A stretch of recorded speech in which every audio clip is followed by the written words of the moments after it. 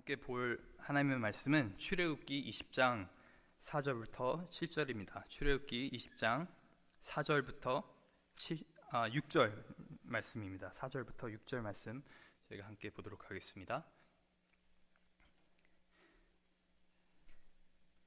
네, 다 찾으셨으면 저희 한 목소리로 4절부터 읽도록 하겠습니다. 너를 위하여 새긴 우상을 만들지 말고 또 위로 하늘에 있는 것이나 아래로 땅에 있는 것이나 땅 아래 물속에 있는 것에 어떤 형상도 만들지 말며 그것들에게 절하지 말며 그것들을 섬기지 말라. 나 내 하나님 여호와는 질투하는 하나님인즉 나를 미워하는 자의 죄를 갚되 아버지로부터 아들에게로 3세대까지 이르게 하거니와 나를 사랑하고 나의 계명을 지키는 자에게는 천대까지 은혜를 베푸느니라. 아멘. 계속해서 출애굽기 말씀, 특별히 이 십계명의 말씀을 함께 금요일에는 보고 있습니다. 전에 말씀드렸던 것처럼 이 십계명은 저희가 어떻게 보면 굉장히 딱딱한 그런 법이라고 많은 사람들이 이렇게 보게 되는데, 사실 그 겉표지는 이 율법이지만은 그 속은 다 사랑이라고 말씀드렸습니다. 이게 그냥 제가 지어낸 것이 아니라 예수님께서 마태복음 22장에서 어떤 한 사람이 이 율법 중에서 이 많은 600개가 넘는 율법 중에서 어떤 계명이 가장 큽니까? 라는 질문을 했을 때 예수님께서 가장 큰 계명은 하나님을 사랑하는 것, 그리고 이웃을 내 몸같이 사랑하는 것, 즉 그 모든 율법을 딱 이 두 마디로 정리를 하시죠. 하나님 사랑, 또 이웃 사랑. 그렇기 때문에 이 율법은 겉표지는 법이지만은 그 속은 사랑, 즉 십계명도 이 사랑의 법이라고 저희가 볼 수가 있는 것입니다. 또한 이 십계명은 우리가 어떻게 하면 이제 구원을 받을 수 있는지 어떤 시험지가 아니라, 이거를 잘 지켜야지 우리가 천국에 갈 수 있는 것이 아니라 구원받은 백성들에게 주어졌다는 것을 저희가 꼭 기억해야 되는 것입니다. 구원받은 하나님의 백성이 어떻게 하면 구원받은 백성답게 살 수 있는지, 거룩한 백성답게 살 수 있는지, 어떻게 하면 하나님을 사랑하면서, 어떻게 하면 주위에 있는 이웃들을 사랑하면서 하나님의 형상답게 살 수 있는지를 이 대표적으로 보여주고 있는 것이 십계명 말씀입니다. 그리고 또한 십계명 말씀은 그냥 이 하나님께 기쁨이 되는 것뿐만 아니라 저희에게도 큰 축복이 된다고 말씀드렸습니다. 지난주에 저희가 골프 이야기를 하면서 이 골프를 칠 때는 특정 원리를 가지고 우리가 쳐야 된다고 말씀드렸는데, 이 세상도 하나님의 창조의 원리 안에서 지음을 받았기 때문에 그 창조의 원리를 저희가 잘 이해하면서 살아갈 때 우리는 안전하고 또 이 삶을 즐겁게 또 이렇게 걸어갈 수가 있는 것입니다. 많은 경우 저희가 교통 법규 있지 않습니까? 뭐 속도 제한도 있고, 어떤 때는 이제 스탑 사인에서 누가 먼저 가느냐, 여러 가지 그런 교통 질서들이 있고, 그것을 어기면은 저희가 벌금을 내게 되고 또 더 나아가서는 감옥에도 갈 수가 있습니다. 많은 분들이 사실 이 속도 제한 때문에 굉장히 힘들어 하십니다. 나는 조금 더 밟고 싶은데, 조금 더 빨리 가고 싶은데, 특별히 내가 급하면은 좀 앞질러 가고 싶은데 이 속도 제한이 있기 때문에 참 좀 답답한 경우가 있으실 수 있는데, 사실 이 교통 법규가 없다고 생각하시면은 굉장히 끔찍할 것 같습니다. 저희가 도로에 나가더라도 누가 어디로 갈지 모르고 어떤 차가 먼저 나올지 모르고, 그렇기 때문에 굉장히 질서가 무너진 상황에서 굉장히 두려워하면서 벌벌 떨면서 저희는 살아갈 것입니다. 아마 많은 분들이 도로 위에 가지 않으시겠죠. 위험하기 때문에. 어떻게 보면은 이 하나님께서는 여러 가지 이 세상의 질서들을 만드셨고, 그 질서들을 잘 이해할 때 저희는 자유롭게 그 안에서 정말 즐겁게 생활할 수가 있는 것입니다. 교통법규를 잘 이해하면은 정말 기쁜 마음으로 또 자유롭게 내가 운전할 수 있는 것처럼 말이죠. 자, 그런 이제 이해를 가지고 저희가 십계명을 보기 시작했는데, 그 중에 첫 번째 계명은 저희가 3절에서 함께 봤죠. 너는 나 외에 다른 어떠한 신도 내게 두지 말라. 그리고 오늘은 이 두 번째 계명을 함께 살펴보기를 원합니다. 이제 4절부터 이게 등장을 합니다. 너를 위하여 새긴 우상을 만들지 말고 또 위로 하늘에 있는 것이나 아래 땅에 있는 것이나 땅 아래 물속에 있는 것에 어떤 형상도 만들지 말며 그것들에게 절하지 말며 그것들을 섬기지 말라. 이 십계명의 첫 번째 계명이 예배의 대상은 오로지 하나님 한 분이다라고 말한다면은 이 후에 관한 관한 그런 율법이라고 한다면은 이 두 번째 계명은 예배의 방법에 대해서 말하고 있는 것입니다. How. 이제 하나님만을 예배해야 된다는 걸 이해했다고 한다면은 이렇게 예배하라. 너는 너의 손으로 새긴 우상을 만들지 말고. 사실 이 말이 저희에게는 좀 안 와닿을 수도 있습니다. 제가 많은 집들을 방문했고 또 놀러 가봤지만은 아직까지 이 집에 신상을 두고 있는 집들을 이제 방문한 경우, 미국 내에서 방문한 경우 많이 없습니다. 뭐 선교지에 갔으면은 거기서는 이제 다른 종교를 믿기 때문에 여러 가지 신상들이 있을 수 있죠. 아니면 저희가 옛날에 한국에서는 뭐 집에 불상도 있었고, 아니면 부적도 있었고, 또 많은 집들이 이제 제사를 드리기도 하기 때문에 뭐 제사상도 있고 여러 가지 형태의 어떤 신상들, 우상들이 있었지만은 이 21세기 현대 사회를 살고 있는 이 미국에서 특별히 살고 있는 저희에게는 이 계명이 그렇게 막 와닿지는 않습니다. 왜냐하면은 뭐 누구 집에 놀러 가더라도 이런 신상을 저희가 많이 보지 않았기 때문에, 또 저희 또한 집에 그런 것들을 잘 안 놓쳐. 요즘에는 또 뭐 깔끔한 인테리어를 저희가 좋아하기 때문에 이렇게 조잡하게 뭘 잘 안 놓습니다.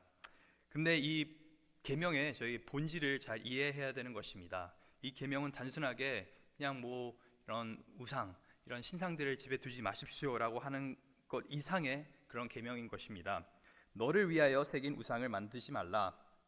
이 새긴 우상이라는 이 표현이 영어 성경에는 어떻게 표현이 되어 있냐면 craved image. 무슨 말이냐면은 손으로 조각된 어떤 조각상, 아니면 그런 이제 뜻을 가지고 있습니다. 그 말은 뭐냐면은 너희의 손으로 직접 이 우상을 조각하지 말라, 크레이브하지 말라라고 말을 하고 있는 것입니다. 이게 저희가 이 두 번째 계명에 등장하는 이 우상이 그냥 밖에서 어떻게 누가 선물해 준 우상이 아니라, 굴러 들어온 우상이 아니라 너의 손으로 직접 우상을 새기지 말라라고 말하는 것이죠. 이 대표적인 이 계명과 연결되는 스토리가 저희가 나중에 볼 텐데 출애굽기 32장에 등장하게 되죠. 그 금송아지 이야기.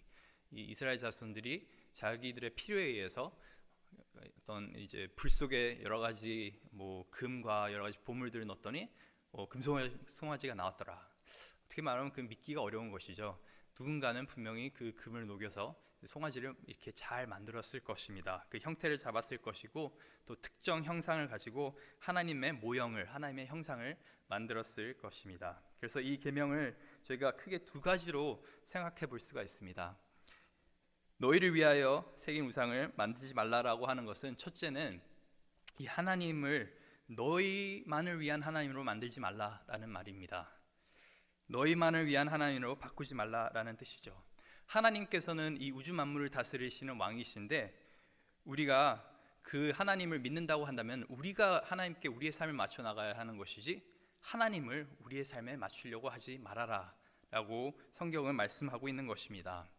제가 이 청소년 아이들과 소그룹 하다 보면은 가끔씩 이 질문을 할 때가 많습니다.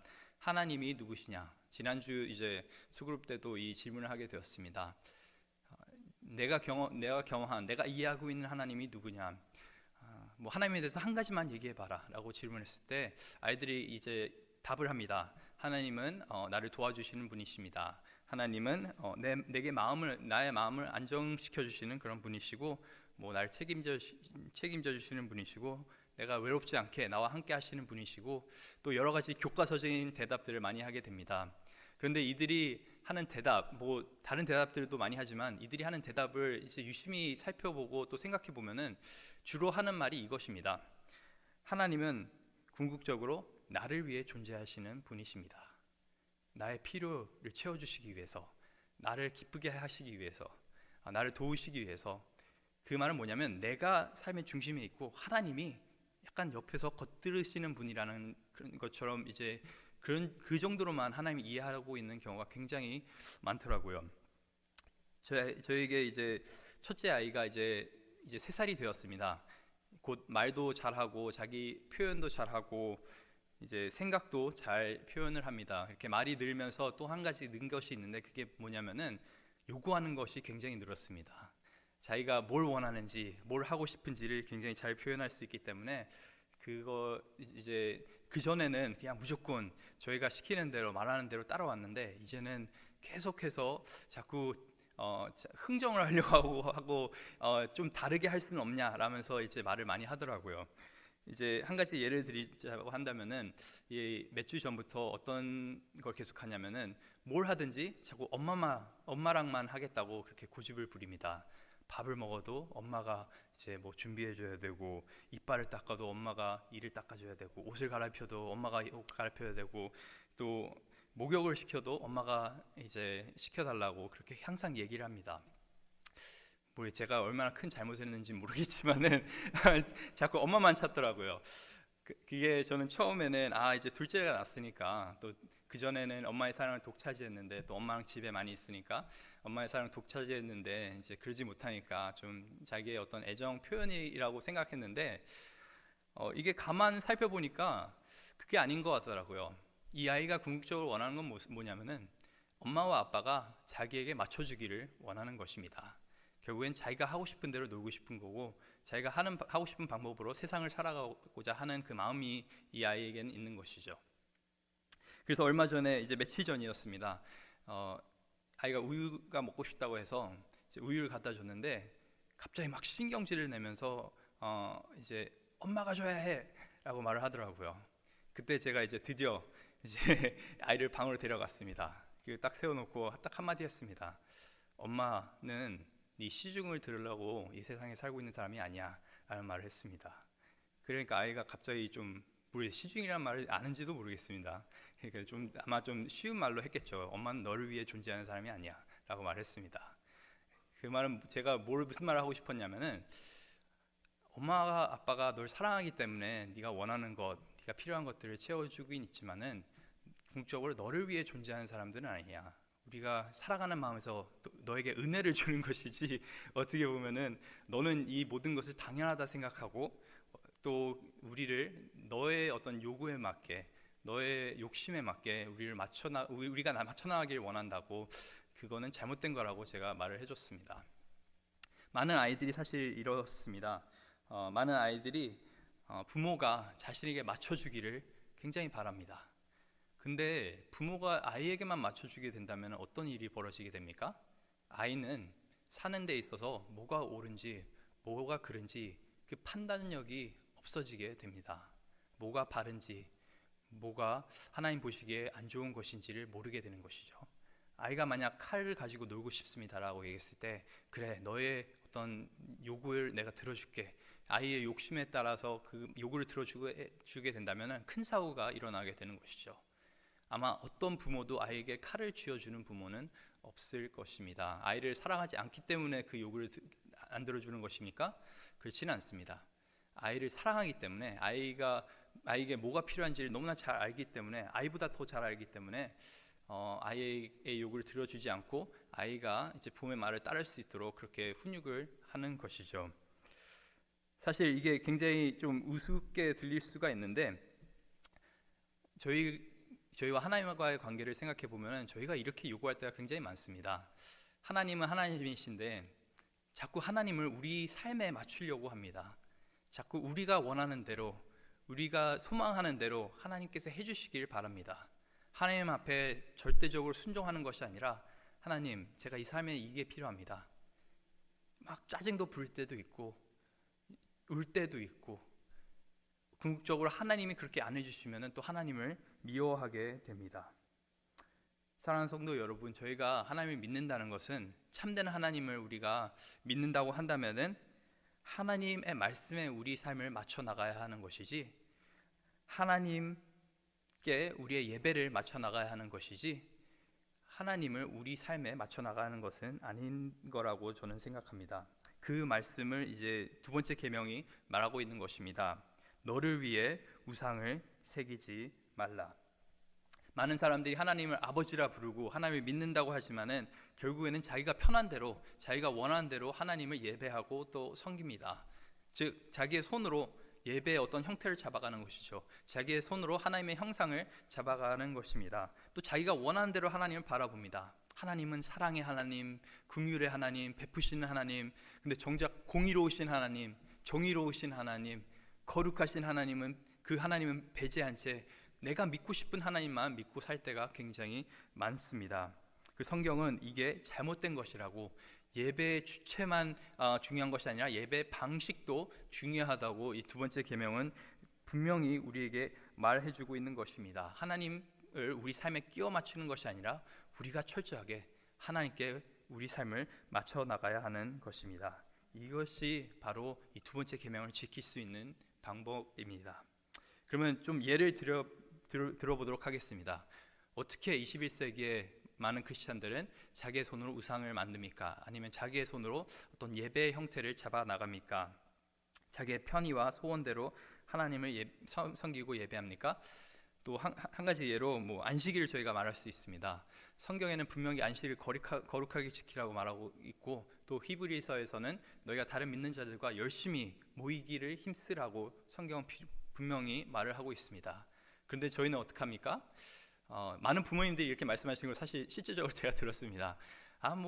하나님이 한 번 좀 봐주실 수 있지, 가족 여행 갈 때 한 번 정도 교회 빠지는 것 정도는 괜찮을지, 아니면 아이가 만약에 운동을 하고 싶은데 이제 주일날에만 경기가 잡힌다고 한다면은 목사님 어떻게 하겠습니까? 아이가 또 이걸 해야지 좋은 대학교 갈 수 있고 또 원서에도 이렇게 늘 수 있고. 그런데 결국에는 무슨 말이냐면은, 하나님의 말씀이 뭔지는 알겠는데 저는 하나님을 내 삶에 맞추겠습니다 라고 하는 것이죠. 우리는 이제 하나님이 분명 예배를 거룩하게 생각하시는데, 굉장히 중요하시게 생각하시는데, 얼마나 중요하게 생각하시냐면은 10계명의 첫 번째, 두 번째, 세 번째 계명, 네 번째 계명이 다 어떻게 보면 하나님께 맞춰진 것이고 예배에 초점이 맞춰져 있는 것입니다. 첫 번째 계명은 하나님이 예배의 대상이라고 말하는 것이고, 두 번째 계명은 하나님이 우리가 하나님을 예배하는 방식에 대해서 말하고 있는 것이고, 세 번째 계명에 대해서는 우리가 하나님을 예배하는 태도에 대해서 말하는 것이고, 네 번째 계명은 하나님을 예배하는 시간, 안식일에 대해서 말하고 있는 것입니다. 그 정도로 하나님은 예배를 굉장히 중요하게 생각하십니다. 그런데 우리는 예배를 중요하게 생각합니까? 하나님처럼? 그렇지 않다면 어떻게 보면 우리가 하나님을 우리 삶에 맞춰 나가고 있지는 않습니까? 꼭 교회 매주 참석해야 되나? 사실 여기 계신 분들에게 이 말씀을 드릴 필요는 없죠. 왜냐하면 주일뿐만 아니라 새벽에도 항상 나오시는 분들이기 때문에. 근데 많은 분들이 교회 꼭 직접 가야 되나? 가끔가다 영상으로 드릴 수도 있죠. 요즘에 또 저희 영상 예배가 굉장히 좋아지지 않았습니까? 그래서 자꾸 또 코로나 사태도 있고, 물론 저희가 안전을 생각해서 또 이제 몸이 안 좋다고 한다면은 또 여러 가지 또 위험한 그런 상황에 우리가 많이 노출되어 있다면은 집에서 또 다른 분들을 위해서 예배 드릴 수 있습니다. 그런데 혹시 우리의 편의에 의해서 또 나의 편안함 때문에 나의 예배, 또 이 공예배를 타협하고 있지는 않습니까? 만약 그렇다면은 저희는 우리의 손으로 우상을 만들고 있는 것입니다. 또한 성경은 분명하게 이 헌금 11조가 하나님의 재정의 원리라고 설명하고 있습니다. 이것이 교회가 돈이 필요해서가 아니라 너희가 이렇게 해야지 돈을 섬기지 않을 수가 있다라고 성경은 말을 하고 있는 것이죠. 돈과 하나님을 같이 섬길 수 없다고 누가복음은 분명히 말을 하고 있습니다. 그래서 어떻게 보면 이게 굉장히 귀한 하나님의 재정의 원리인데, 많은 분들이 저에게 물어봅니다. 12조를 꼭 교회에다 해야 돼? 사실 한 번쯤은 생각해 보셨을 수 있을 것입니다. 교회는 어느 정도 돈이 있는 것 같고, 또 내가 아는 분들이 불이웃도 있고 다른 어떤 취지에 의해서 돈을 이렇게 드릴 수도 있는데, 꼭 나의 재정의 10분의 1을 이 교회에다가 드려야 되냐, 다른 방법으로 좀 드리면 안 되냐. 근데 저희 목사님이 항상 하시는 말씀이 있죠. 내가 원하는 대로 이 돈을 쓰게 된다면 그거는 결국에 하나님의 돈이 아닙니다. 내가 원하는 대로 쓰는 거기 때문에 나의 돈이 되는 것이죠. 그런데 우리가 믿음으로 하나님의 몸된 교회, 그리스도의 몸된 교회에게 우리가 헌금했을 때는 우리가 뭐라고 말하는 것이냐면은, 하나님께서 이 재정을 하나님이 원하시는 대로 쓰세요. 사실 정말 불이웃 돕기를 하고 싶으시다면은 본인의 11조 외에 또 다른 거를 본인의 그 재정 안에서 또 드리면 됩니다. 근데 항상 고민하는 것이 나의 그 90% 내가 갖고 있는 것을 고민하는 것이 아니라 하나님께 드릴 그 10%를 가지고 꼭 씨름을 하게 됩니다. 왜 그럴까요? 그것은 이 재정이, 현금이 잘못된 곳에 쓰여졌다고 믿기 때문이가 아니라 결국에는 내가 내 마음대로 이 돈을 쓰고 싶다라는 그 욕심에서 일어나는 것입니다. 즉 예배, 이 헌금도 어떻게 보면은 우리가 물질로 드리는 예배 아닙니까? 근데 이 예배를 나는 내가 원하는 방식으로 하겠다, 하나님이 말씀하신 방식이 아니라, 두 번째 계명에 또 한 번 어긋나는 것입니다. 이처럼 많은 사람들은 하나님을 직접 손으로 이렇게 빚어가면서 맞춰가면서 자기에게 알맞게 하나님의 형상을 만들어 나갑니다. 그리고 이렇게 하면서 결국엔 하나님의 형상이 왜곡되게 되는 것이죠. 그래서 저희는 하나님을 믿는다면, 하나님을 예배한다면은 우리의 입맛대로, 우리의 필요대로 하나님을 맞추는 것이 아니라 우리가 하나님께 우리의 삶을 맞춰 나가야 하는 것입니다. 두 번째로, 이 너를 위하여 새긴 우상을 만들지 말라, 이 말은 하나님을 제한하지 말라라는 말입니다. 우리가 우상을 만들었을 때는 결국에 어떻게 되냐면은 하나님이, 보이지 않는 하나님이, 영원하신 하나님이, 한없이 거룩하신 하나님이 제한되는 것입니다. 그렇기 때문에 우리의 생각이, 왜냐하면 우리의 생각으로 만드는 것이기 때문에 우리의 생각은 제한되어 있지 않습니까? 그 생각 내에서 하나님을 이해하려고 합니다. 어떤 분들은 이제 내 생각으로는 도저히 이 기적이 일어나지 않을 것 같은데, 아픈 분들을 위해 기도할 때, 또 인생 문제를 갖고 기도할 때 자꾸 하나님을 제한할 때가 있습니다. 근데 하나님은 우리 생각 이상, 그 생각을 넘어서 일하시는 분이십니다. 그렇기 때문에 우리의 어떤 손으로 우상을 만들지 말라는 것은 하나님을 제한하지 말라는 것입니다. 하나님은 한없이 거룩하신 분이십니다. 이제 바티칸에서 이 하나님이 담겨 있는 가장 유명한 그림, 천지창조가 있죠. 이 미켈란젤로가 이제 그린 이 그림인데, 그 그림을 보게 되면은 물론 그림이 굉장히 아름답습니다. 근데 하나님이 이제 아담과 손가락으로 이렇게 하는 그런 장면이 있는데, 그림은 아름답지만은 그게 결코 하나님의 그 거룩하심, 그 아름다우심을 정말 0.0001%도 담지 못하고 있다는 것을 저희는 그 그림을 보면서 알 수가 있습니다. 사람이 아무리 아름답게 멋있게 그림을 그리고 조각을 만들고 어떤 우상을 만들려고 해도 하나님은 당겨지지가 않는 것입니다. 그렇기 때문에 우리는 계속해서 하나님을 제한하지 않고, 우리 생각으로 제한하지 않고 믿어야 하는 것입니다. 마지막으로, 왜 도대체 하나님은 그럼 이 계명을 우리에게 주셨습니까? 왜 우리가 더 이상 우상을 만들 필요가 없으니까 우리의 손으로? 그것은 하나님께서 예수 그리스도를 우리에게 주셨기 때문입니다. 사람들이 우상을 만들기 위한 원하는 것은 그 우상을 보면서 하나님과 뭔가 더 가까워지는 것 같고, 또 하나님을 더 잘 알게 되는 것 같아서 사람들이 우상을 만들게 됩니다. 집에 신상을 두는 일이 바로 그 일이죠. 집에 이 신상이 있으니까 이 신이 나를 지켜줄 거야 라는 그 생각을 하게 되는데, 하나님께서는 우리가 우리의 손으로 직접 우상을 만들 필요가 없도록 하나님의 형상이신, 그 완전한 형상이신 예수 그리스도를 우리에게 보내주셨습니다. 그 예수 그리스도가 우리의 집에 계신 것이 아니라 우리 가운데, 우리 삶 가운데, 우리의 중심 가운데 살아 역사하고 계십니다. 요한복음 1장에 보게 되면은 이 예수 그리스도가 영원하신 말씀이라고 저희가 이제 새벽기도 때 담임 목사님께서 설교하실 때 이렇게 보게 되었는데, 그 말씀을 통해서, 영원하신 말씀이신 예수 그리스도를 통해서 요한복음 1장 18절을 보게 되면 우리가 아버지를 볼 수 있게 된다고 기록하고 있습니다. 히브리서 1장 3절에는 뭐라고 되어 있냐면은 예수 그리스도가 하나님의 그 형상의 그 본체라고, 예수 그리스도를 보게 되면은 이 영어 성경에는 exact imprint라고 되어 있는데, 예수님을 보면 하나님을 보게 되는 것이다라고 말을 하고 있는 것입니다. 이렇게 명확한 하나님의 형상이 있는데 저희가 왜 어떤 우상을 만들어야 됩니까? 그리고 더 나아가서는 사람이 결국에는 하나님의 형상으로 지음받은 사람들, 어떤 창조물입니다. 사람들이 자꾸 우상을 사모하고 자꾸 이런 형상들을 만드는 이유는 뭐냐면은, 결국 우리가 사람으로서 우리 하나님의 창조물이고 또 하나님의 형상으로서 그 역할을 제대로 못하고 있기 때문일 수도 있습니다. 그래서 저희가 이 두 번째 계명, 너의 손으로 우상을 만들지 말라, 이 계명을 저희가 잘 기억하면서 우리의 뜻대로, 우리가 원하는 대로 예배하는 것이 아니라 하나님의 뜻대로, 하나님께서 말씀하시는 대로 철저하게 하나님을 예배하고 섬기고, 또 더 나아가서 하나님의 참된 형상 되시는 예수 그리스도를 저희가 바라보면서 우리가 또 하나님의 형상대로 살 수 있기를 간절히 소망합니다.